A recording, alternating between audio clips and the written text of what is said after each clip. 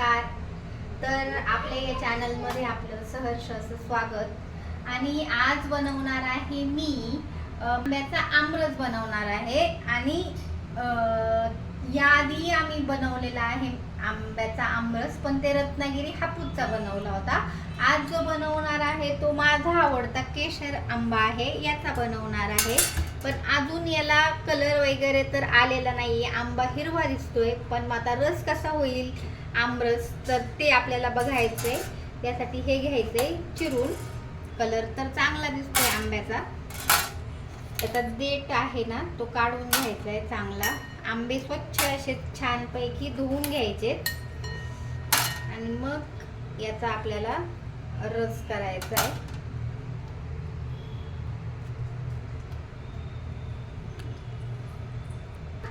तरी आंबा जो आहे तो हिरवाच आहे, म्हणजे रस कसा होतोय ते बघूयात. आंबा अजून रसाला पूर्ण पक्व झालेला नाहीये. अशा पद्धतीने साल काढून घेणार आहे.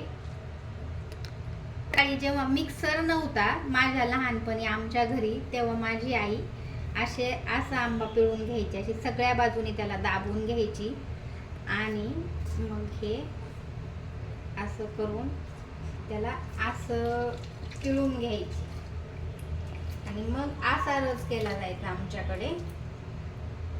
असा रस चोखायचे आंबे असतात ना, त्याला असं आपण सगळ्या बाजूने पिळून घेऊन मऊ करतो.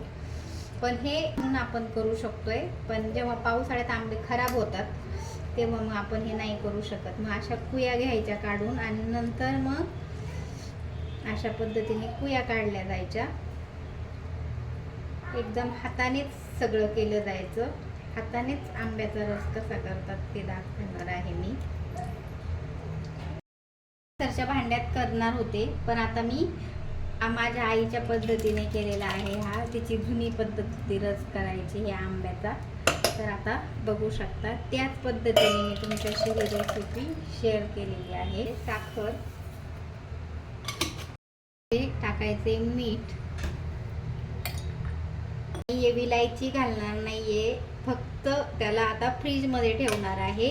आणि आमच्या लहानपणी तो माठाजवळ ठेवला जायचा, तेव्हा फ्रीज नव्हता. तर चला या मस्त मस्त गरम चपाती आणि थंड आमरस खायला.